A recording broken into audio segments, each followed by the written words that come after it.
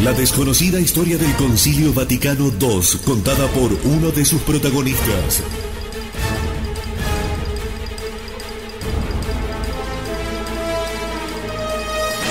El Rin desemboca en el Tíber, de Ralph Wilhelm.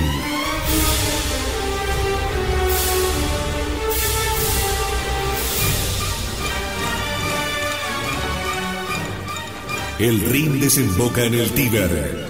Un sacerdote verbita narra, como encargado de prensa del concilio, los hechos que demuestran el golpe de estado de los modernistas y la anomalía del concilio que pretendió la legalidad de la herejía modernista.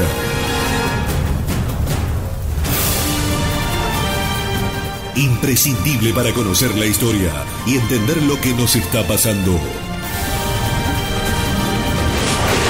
El Rin desemboca en el Tíber. En la voz de Fabián Vázquez. A continuación, en Radio Cristiandad. 24 horas para que Cristo reine.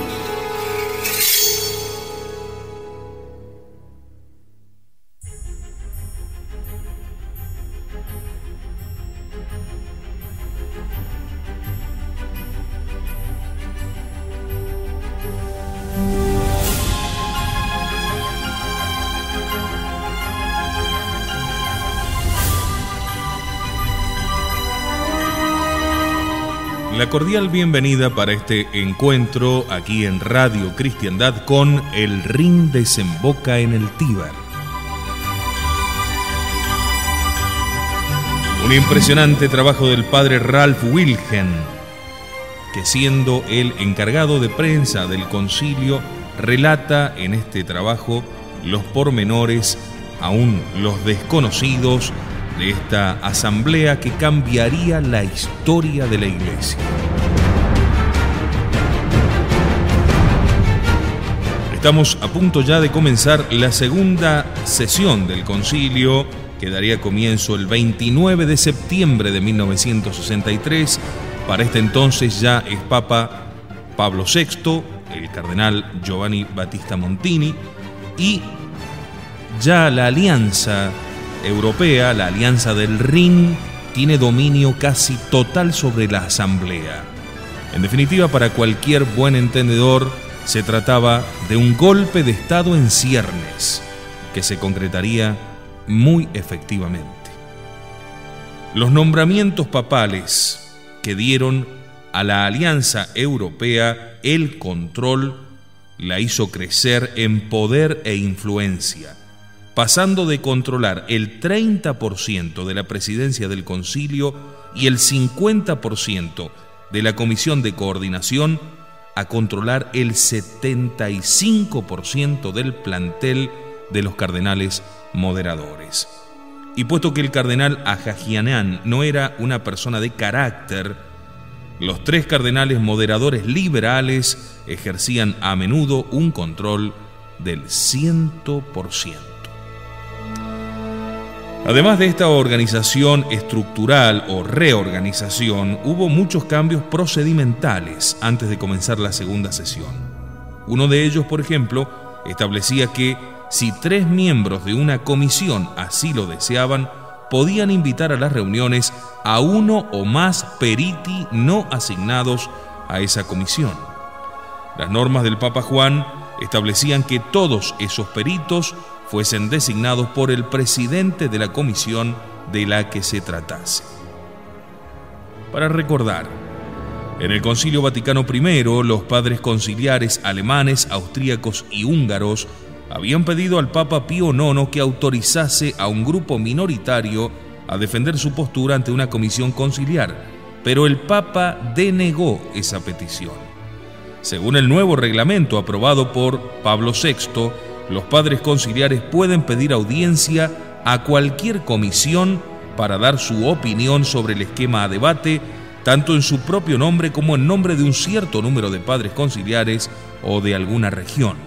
La comisión mantendría una reunión especial en la cual escuchar a dichos representantes. Las normas autorizadas por el Papa Juan dejaban a criterio del presidente de la comisión determinar quién leería el informe de esta desde el estrado del concilio. En el nuevo reglamento, ese dictamen quedaba en manos de toda la comisión y no solo de su presidente. En cuanto al informe en sí mismo, una nueva provisión decretaba que debía representar la opinión mayoritaria de la comisión, pero también que podía nombrarse otro relator para exponer el punto de vista de la minoría. Otro punto revisado permitía a tan solo 5 miembros de una comisión sugerir otra redacción para una enmienda propuesta, estableciendo que esta nueva forma, junto con la original, o bien sustituyéndola, debía ser examinada por la comisión. ¿Por qué se determinó un número de 5? Puede haber sido mera coincidencia, pero la Alianza Europea tenía un mínimo de 5 miembros en todas las comisiones. Para evitar la posibilidad de un bloqueo procesal, como había sucedido al votar el esquema sobre las fuentes de la revelación, las nuevas normas dictaban que un voto de rechazo al esquema o de aplazamiento de la discusión solamente requería la mayoría absoluta, la mitad más 1. Sin embargo, seguía exigiéndose una mayoría de 2/3 para aprobar los esquemas, las partes de los esquemas o las enmiendas.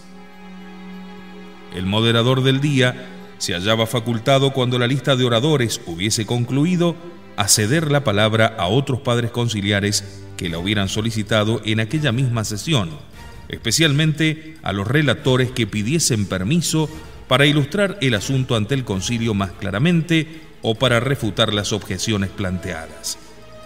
Como anteriormente, los presidentes, los moderadores, podían ahora intervenir y pedir que la asamblea votase si debía interrumpirse o no la discusión sobre un tema.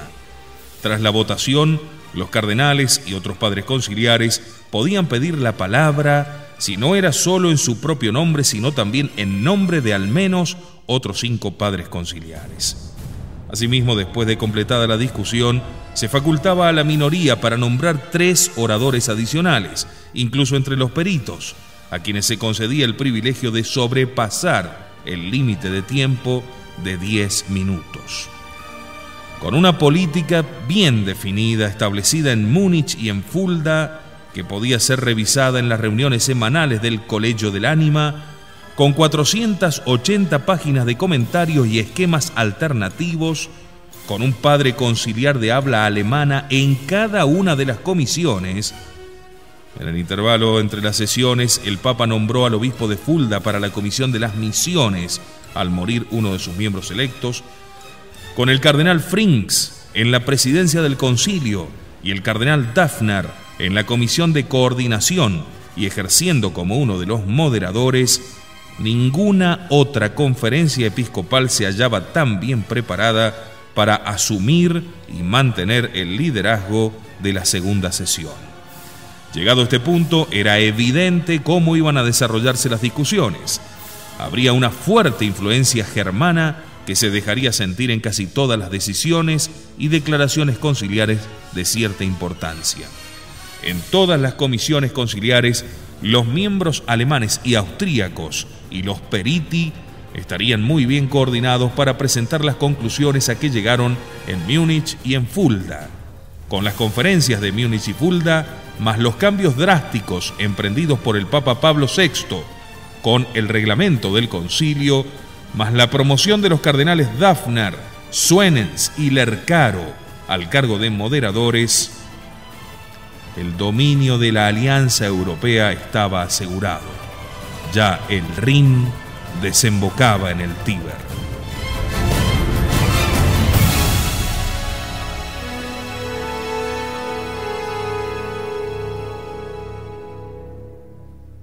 En su alocución de apertura, el 29 de septiembre de 1963, Pablo VI enumeró 4 objetivos específicos del Concilio Vaticano II.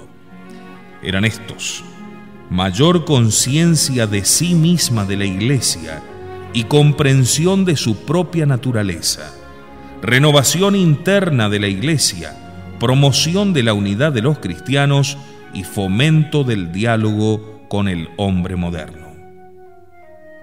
4 objetivos específicos del concilio, absolutamente alejados de lo que de necesidad debe tener un concilio. Luego, Pablo VI se dirigió directamente a los delegados observadores, diciéndoles: aquí nuestras palabras se dirigen con respeto a los representantes de las denominaciones cristianas separadas de la Iglesia Católica, pero que han sido por ella invitados a asistir en calidad de observadores a esta solemne asamblea. Nos los saludamos de corazón, les agradecemos su intervención, nos enviamos, valiéndonos de su presencia, nuestro mensaje de paternidad y fraternidad a las venerables comunidades cristianas que están representando aquí. Nuestra voz tiembla, nuestro corazón late, porque tanto mayor es para nosotros la inefable consolación y la dulcísima esperanza de su proximidad de hoy, cuanto su persistente separación nos llena de inefable dolor.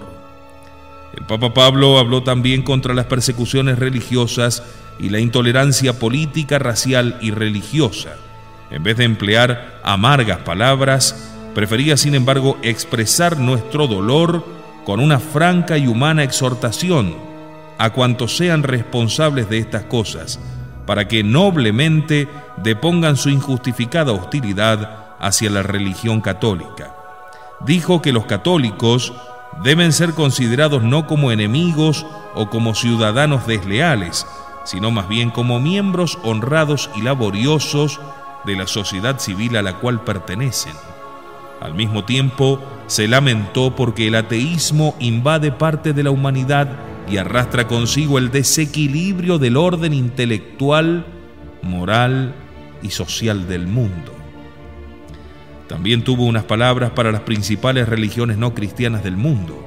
Les dijo: asomada a la ventana del concilio abierta sobre el mundo, la Iglesia mira más allá de su propia esfera y ve las otras religiones que conservan el sentido y el concepto de Dios, único, creador, providente, sumo y trascendente, que tributan a Dios un culto con actos de sincera piedad y que fundan sobre esas creencias y prácticas los principios de la vida moral y social.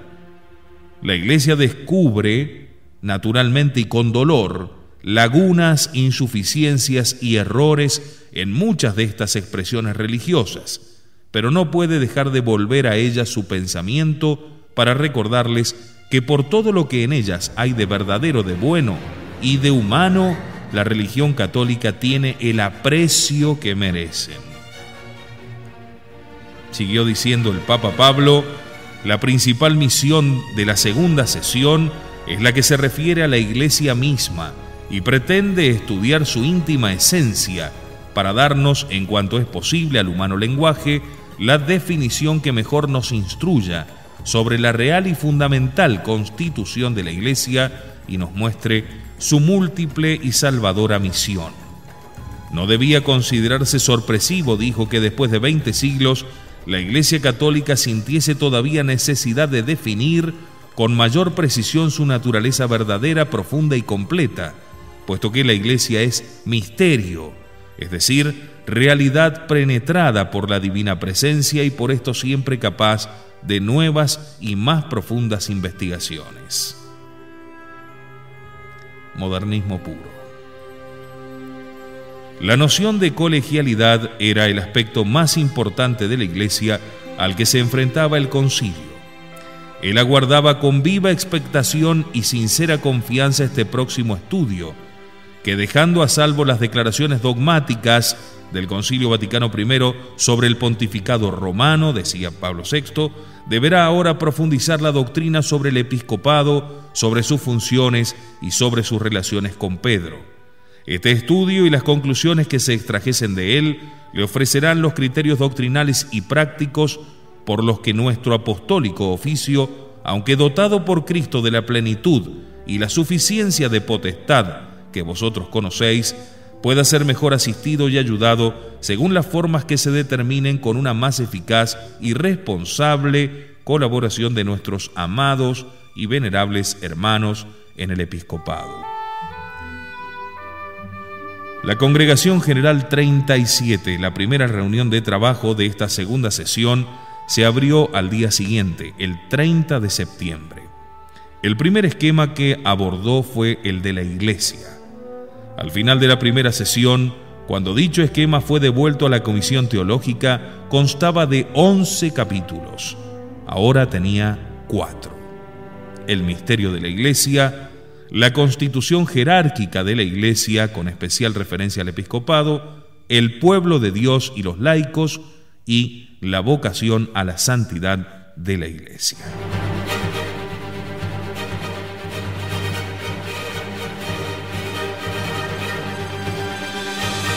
Uno de los primeros puntos discutidos fue la noción de colegialidad episcopal o gobierno de la Iglesia Universal por el Papa en comunión con todos los obispos del mundo.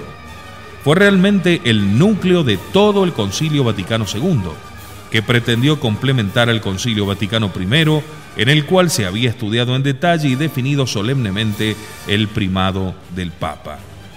Al definir la noción de colegialidad episcopal, los padres conciliares tenían que decidir, primero, si de acuerdo con la enseñanza constante de la Iglesia, Cristo había querido que junto al magisterio universal y autoridad del gobierno del Papa existiese en la Iglesia otro organismo dotado de magisterio universal y autoridad de gobierno. Esto era el Colegio de los Obispos como sucesor de los apóstoles. Segundo, si la respuesta a esta objeción era sí, todos los obispos constituían esa autoridad colegial, o si solo aquellos que gobernaban una diócesis. Tercero, las condiciones bajo las cuales funcionaba dicha autoridad colegial. Cuarto, la relación entre la autoridad colegial de los obispos y la autoridad personal propia del romano pontífice. Un problema tan complejo y multifacético estaba abocado a provocar diversas reacciones en el estrado conciliar. Por ejemplo, el cardenal Siri de Génova sostuvo que los obispos, bajo determinadas condiciones, constituían ciertamente un colegio junto con el romano pontífice. Era evidente a partir de las Sagradas Escrituras y la tradición. Sin embargo, el concepto de colegio era estrictamente jurídico y por tanto mucho más complejo que el de una simple asociación. Implicaba en efecto una solidaridad jurídica en el ser y en el obrar. El cardenal Siri pensaba que la redacción del esquema debía organizarse más claramente y mejor y ser armonizada con lo que ya había definido el Concilio Vaticano I sobre el primado del Papa. El cardenal Albert Meyer de Chicago apoyó la afirmación del esquema, según la cual Cristo había confiado su iglesia a los 12 apóstoles como un colegio o grupo. En su opinión, el texto también debería afirmar que el oficio de los apóstoles era permanente. Según las palabras de Cristo, estaré con vosotros hasta la consumación de los siglos, de San Mateo 28:20, o esta otra de San Juan 14:16, el Padre os dará otro paráclito que esté con vosotros perpetuamente. El cardenal citaba numerosos textos bíblicos para demostrar que el Nuevo Testamento afirmaba la colegialidad episcopal tan diáfanamente como la fundación de la Iglesia sobre Pedro. El cardenal Leger de Montreal dijo a la Asamblea que el concepto de colegialidad episcopal no debilitaba la doctrina del primado del Papa, pues la acción colegiada exige una cabeza en obsequio de su unidad. Pedía que en el texto se afirmase que la pertenencia al colegio episcopal procedía de la consagración episcopal. Todos los obispos, residenciales o titulares, pertenecían a este colegio. También habló el obispo de Smet, de Brujas, Bélgica. Dijo que la colegialidad episcopal siempre había existido en la Iglesia y debía ser enfatizada hoy más que nunca para que Pedro, el Papa, pudiese cumplir con mayor eficacia su función de dirigir a sus hermanos. Las antiguas barreras para la rapidez en las comunicaciones habían sido derruidas por el progreso científico, dijo, y por tanto era deseable e incluso imperativo que el Santo Padre en las materias de mayor importancia mantuviese la comunicación con otros obispos y con las conferencias episcopales. El arzobispo Dino Staffa de la Curia Romana se dirigió a la asamblea sobre el poder completo y supremo del colegio episcopal. La cuestión, dijo, era si ese poder pertenecía exclusivamente a una persona o a todo el colegio. La respuesta a la cuestión ya la había dado, señaló, el Concilio Vaticano I, al definir que solo Pedro tenía jurisdicción suprema sobre toda la Iglesia. Recordó al respecto que en el Vaticano I el relator había dicho, explicando el texto sobre el primado, que el poder del Papa sobre los obispos era siempre supremo, inmediato y completo, y que el Papa tenía ese poder independientemente de los obispos. El arzobispo Staffa señaló también que el relator había rechazado proposiciones que habrían limitado el poder del Papa estableciendo el poder supremo en el colegio episcopal, incluido el Papa. La estructura monárquica de la Iglesia habría sido entonces sustituida por una estructura aristocrática. Ya en el siglo XIII, el Papa Inocencio III había escrito al patriarca de Constantinopla afirmando que Cristo no había dado poder en la Iglesia a los otros sin Pedro, sino a Pedro sin los otros. En la congregación 44 del 9 de octubre, el arzobispo Sigod de Diamantina, Brasil, pidió un cuidado especial en la definición de la colegialidad episcopal. El arzobispo, que se autodenominó tradicionalista, dijo que la comparación de los artículos 12, 13 y 16 del esquema revelaba que se estaba enseñando una nueva doctrina, que los 12 apóstoles con Pedro como cabeza constituían conjuntamente un auténtico y permanente colegio en sentido estricto, incluso por institución divina, y señaló que esto era una nueva doctrina. El arzobispo temía que esta doctrina siguiese con gravísimas consecuencias. Dijo: si por divina institución los obispos y el Papa constituyen un colegio verdadero y permanente en sentido estricto, entonces la Iglesia debe habitual y ordinariamente, no extraordinariamente, estar dirigida por el Papa junto con el colegio de obispos. En otras palabras, el gobierno de la Iglesia por institución divina no es monárquico o personal, sino entonces colegial. Pero el ejercicio de la autoridad colegial por los obispos, como en los concilios ecuménicos, era un acontecimiento raro en la historia de la Iglesia y por tanto debía ser contemplado como una forma extraordinaria, no ordinaria, de gobernar la Iglesia universal.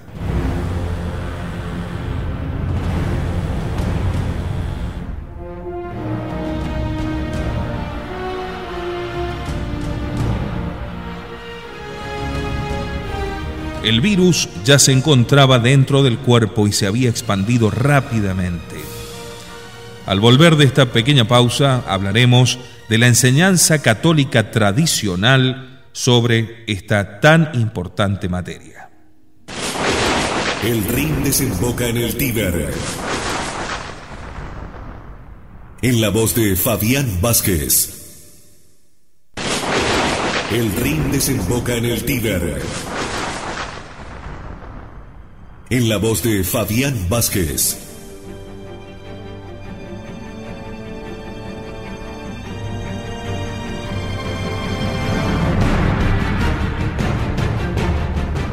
El golpe de Estado estaba ya cifrado.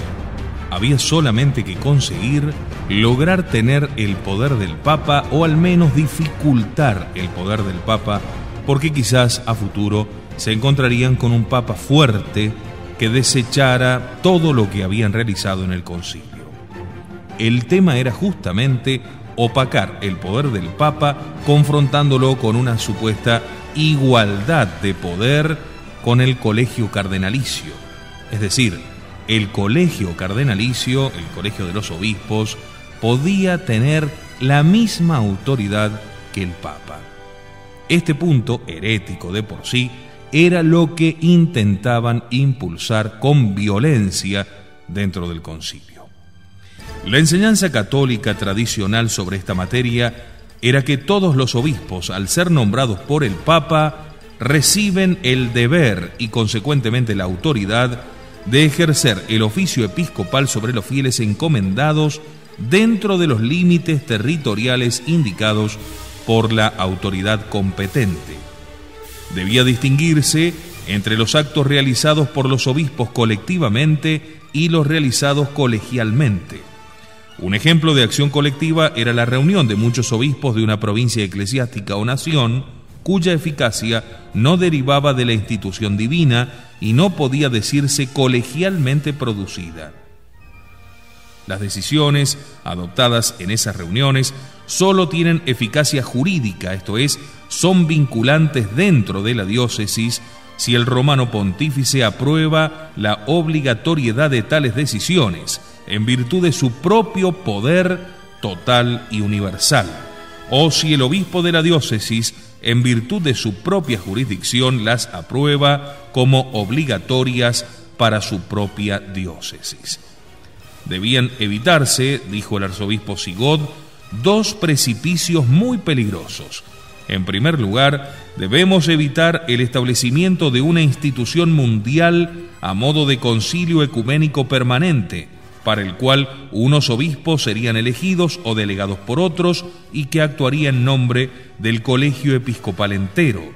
De esta forma, junto con el romano pontífice, realizaría actos verdaderamente colegiales de forma habitual y ordinaria, y su eficacia se extendería por institución divina a la Iglesia universal. Dijo más el arzobispo Sigod: ese organismo sería entonces una especie de parlamento mundial dentro de la Iglesia. Pero, señaló, con toda certeza Cristo no instituyó tal organismo, porque durante 20 siglos los romanos pontífices y los obispos habían prescindido totalmente de él. Por el contrario, sí que es claro para todos que nuestro Señor Jesucristo confirió el supremo gobierno de su Iglesia a la persona de Pedro, para ser ejercido de manera personal, primero por Pedro y luego por los sucesores de Pedro. También debía evitarse otra forma de organismo, en concreto, cierta forma de concilio permanente nacional o regional, en el cual un cierto número de obispos de una nación o región tomarían decisiones jurídicas o doctrinales.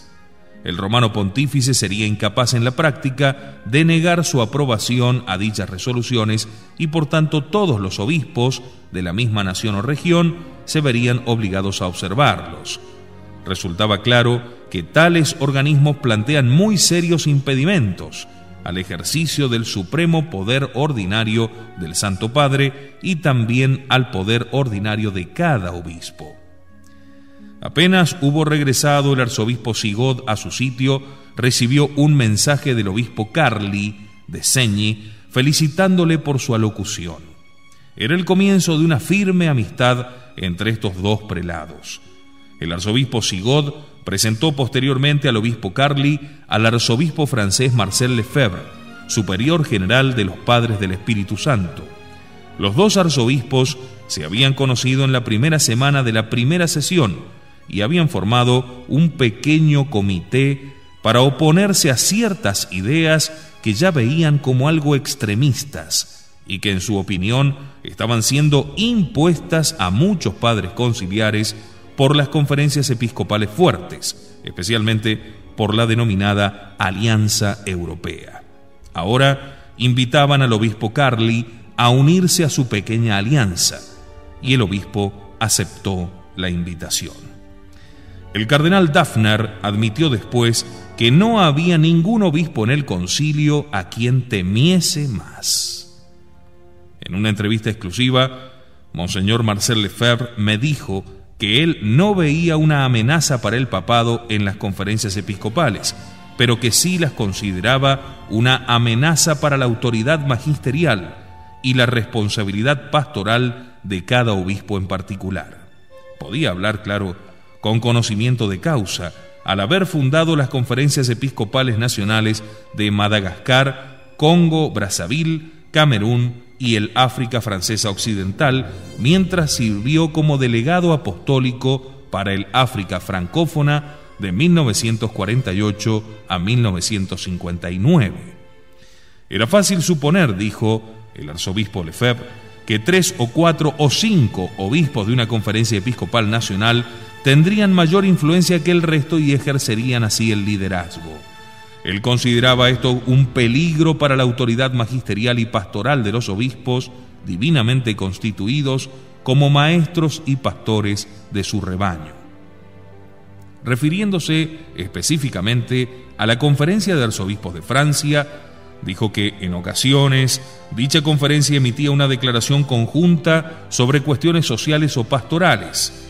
Resulta entonces muy difícil para un obispo aislado disentir de la postura pública adoptada y simplemente se le reducía al silencio.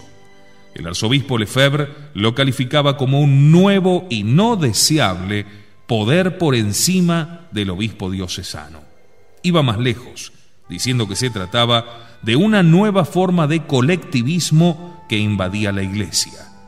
La tendencia actual en el aula conciliar, dijo, era fortalecer tanto las conferencias episcopales nacionales que los obispos individuales estarán tan restringidos en el gobierno de sus diócesis que perderán la iniciativa. Un obispo aislado podía contradecir a la Conferencia Episcopal Nacional, pero entonces su clero y sus laicos se hallarían perplejos, no sabiendo si seguir a su propio obispo o a la conferencia. Monseñor Lefebvre sostenía que también estaba en marcha en el concilio una influencia coactiva, porque grupos minoritarios de diversas naciones no hablan claro como deberían, sino que siguen calladamente a sus conferencias episcopales nacionales. Lo que hacía falta en este concilio católico no eran agrupaciones de padres conciliares según criterios nacionales o lingüísticos como hasta ahora, sino agrupaciones basadas en criterios internacionales, escuelas de pensamiento y tendencias específicas. De esa forma, sería posible saber qué pensaban los obispos en vez de qué pensaban las naciones, porque son los obispos y no las naciones quienes forman el concilio.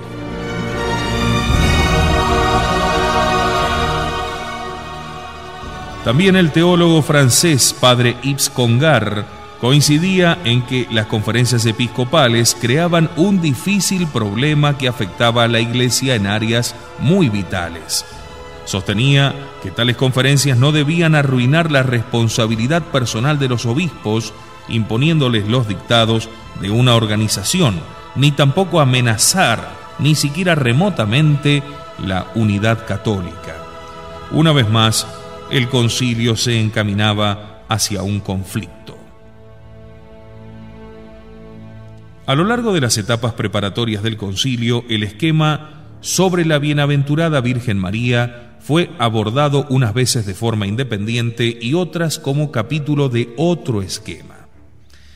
En enero de 1963, tras la clausura de la primera sesión, la Comisión de Coordinación dictaminó en su primera reunión que el esquema sobre la bienaventurada Virgen María, Madre de la Iglesia, sería tratado separadamente del esquema sobre la Iglesia.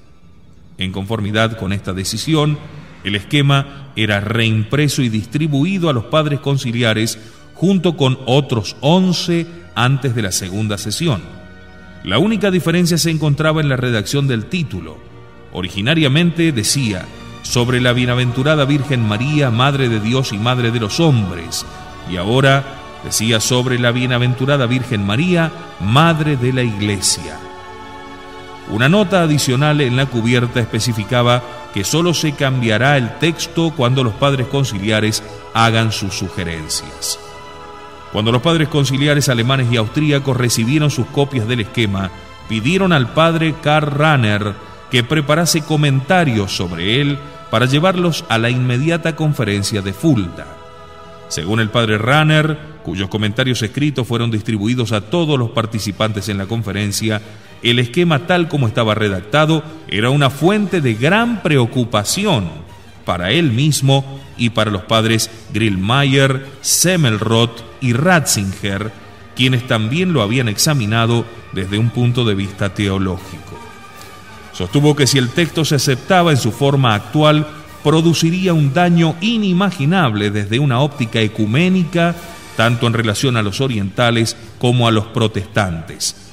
Nunca se insistiría demasiado, dijo, en que todos los éxitos conseguidos en el campo del ecumenismo, gracias al concilio y en conexión con el concilio, resultarán baldíos si el esquema se mantiene así.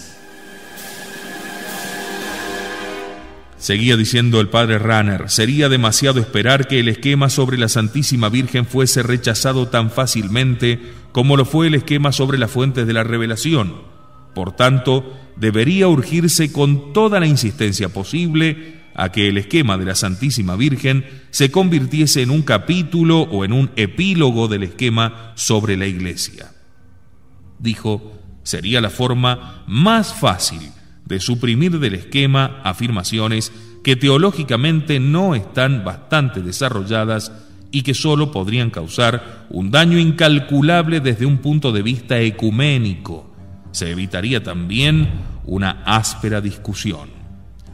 El padre Rahner continuaba sosteniendo que el esquema empleaba tácticas que objetivamente no son honestas, pues declara que no existe la intención de definir nuevos dogmas y al mismo tiempo presenta ciertas enseñanzas como si ya perteneciesen a la doctrina de la Iglesia, aunque todavía no son dogmas y desde un punto de partida teológico moderno no pueden convertirse en dogmas. Lo que él atacaba especialmente eran las enseñanzas del esquema sobre la mediación de la Santísima Virgen María y el título de mediadora de todas las gracias que se le otorgaba a la Santísima Virgen. Esta enseñanza no se proponía como dogma de fe, sino más bien como una doctrina comúnmente creída por los católicos. Aunque dicha doctrina se apoyaba en numerosos pronunciamientos del magisterio ordinario de la Iglesia, especialmente recientes encíclicas papales, esta doctrina debe examinarse, decía Rahner, de nuevo cuidadosamente, pues el esquema influirá notablemente sobre la mariología y la devoción de los fieles a María. Si a pesar de todo se usaba la palabra mediación, debía entonces ser definida con mayor claridad. El padre Rahner se esforzó en confeccionar una lista para los padres conciliares alemanes y austríacos con todo aquello que a su modo debía cambiarse u omitirse en el esquema. La sustancia del esquema, dijo, podía afirmarse sin agitar estas dificultades y peligros, y sugirió a modo de conclusión que los obispos de Austria, Alemania y Suiza debían sentirse obligados a declarar abiertamente que no podían aceptar el esquema en su forma actual. La conferencia de Fulda aceptó sus sugerencias con una excepción fundamental. Él se había opuesto a dejar el título de mediadora en el texto, pero las propuestas finalmente enviadas al Secretariado General del Concilio decían así: la gran mayoría de los padres conciliares de Austria, Alemania, Suiza y Escandinavia no se opone absolutamente a conservar las palabras mediadora y mediación en el esquema. Sin embargo, parece deseable no expresar la mención de mediadora de todas las gracias. Estas expresiones, explicaban aquellos padres conciliares, suscitarían el problema de cómo la Virgen podía ser la mediadora de las gracias sacramentales que proceden de la naturaleza de los sacramentos mismos, una cuestión que podría muy bien evitarse. Añadían, sin embargo, que la Comisión Teológica debía sopesar las razones aducidas por la minoría para excluir totalmente del esquema los términos mediadora y mediación. La propuesta, sometida oficialmente por la Conferencia de Fulda al Secretariado General del Concilio, citaba también como fundamentación escritos protestantes. Mencionaba al obispo Dibelius de la Iglesia Evangélica Alemana, quien en 1962 había dicho que la doctrina de la Iglesia Católica sobre María era uno de los principales impedimentos para la unidad. Se citaba a otras autoridades protestantes alemanas como Hampe o Kühnet, quienes habían recordado a los padres conciliares de Roma que levantarían un nuevo muro de división aprobando el esquema sobre María. Por tanto, concluían estos escritores, el concilio debía o bien guardar silencio sobre la materia o bien reprender a los culpables de los excesos. Se citaba a autores protestantes más moderados también, como el profesor Meinhold, que habían manifestado su esperanza de que si finalmente el concilio se ocupaba de la Santísima Virgen María, lo hiciera en el esquema sobre la Iglesia, pues entonces podría tener lugar un nuevo enfoque sobre la doctrina de la Santísima Virgen. La Congregación 37, convocada el 30 de septiembre y primera reunión de la segunda sesión, tenía ante sí el esquema revisado sobre la Iglesia. Como primer orador, el cardenal Frings de Colonia afirmó que sería muy apropiado incluir en el esquema sobre la Iglesia todo lo relativo a la Santísima Virgen María. Entre otras consideraciones, ello contribuiría mucho a impulsar el diálogo con los cristianos separados. El cardenal señaló que su afirmación estaba respaldada por 65 padres conciliares alemanes y escandinavos. Al día siguiente, el cardenal Silva Enríquez, de Santiago de Chile, fue el primer orador. En nombre de 44 obispos hispanoamericanos, dijo que la devoción a la Virgen María en aquellos países iba a veces más allá de los límites de la devoción cristiana. Si se adoptaba una constitución dogmática separada sobre la Virgen María, sería difícil para los fieles relacionar la doctrina contenida en ella con la doctrina de la salvación cristiana en su conjunto. Por tanto, manifestaba su apoyo a la propuesta del cardenal Frings de que la doctrina católica sobre la Santísima Virgen se incluyese dentro del esquema sobre la Iglesia.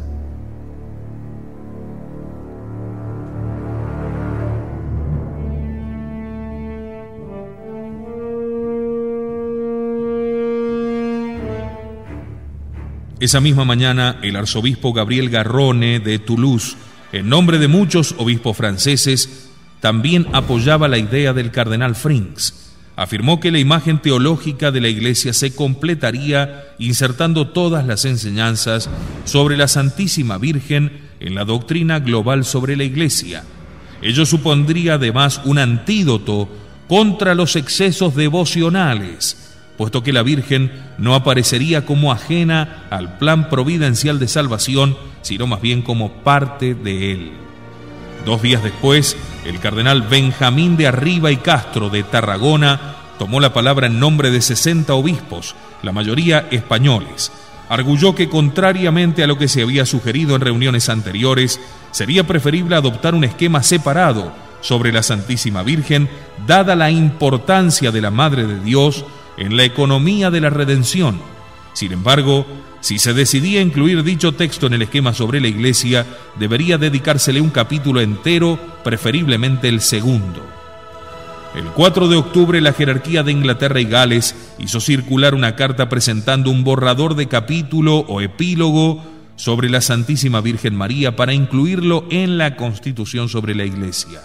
Este borrador había sido preparado para sustituir el esquema existente por Don Christopher Butler, abad de Downside y superior general de los benedictinos ingleses. Se basaba en el principio de que el concilio, especialmente con vistas a la orientación ecuménica que le había señalado el Santo Padre, en la medida de lo posible debía fundamentar la moderna comprensión católica de Nuestra Señora, incluyendo los dogmas definidos en 1854 y 1950 sobre las Sagradas Escrituras y las pruebas tradicionales previas a la ruptura este-oeste. Según el nuevo reglamento, si 50 padres conciliares respaldaban este esquema alternativo, podía ser presentado a los cardenales moderadores, que entonces se verían obligados a remitirlo a la Comisión de Coordinación para considerarlo y tomar una decisión. Es decir, vamos a ubicarnos en el lugar. Estaban absolutamente convencidos de que la Virgen es un obstáculo. Había que sacarla del medio. Había que relegarla a ser madre de la Iglesia y no de todos los hombres. Había que no darle ningún tipo de prerrogativa y mucho menos llamarle mediadora de todas las gracias. El principal opositor era el grupo formado por el padre Ranner y el padre Ratzinger. Estaba todo armado para dar este golpe mortal a la verdadera devoción católica por la Santísima Virgen María. Había que juntar 50 padres conciliares para respaldar este esquema alternativo que se presentaba, pero una vez juntados los 50 padres conciliares, debía ser elevado esto a los cardenales moderadores, de los cuales ya vimos, el 75% eran de la Alianza Europea, del Rin. El 75%. Y luego, si era aprobado por esa remotísima casualidad, debía ser llevado a la Comisión de Coordinación para considerarlo y tomar una decisión. ¿Y quién estaba allí? El Rin. Y así nos fue. Hasta nuestro próximo encuentro.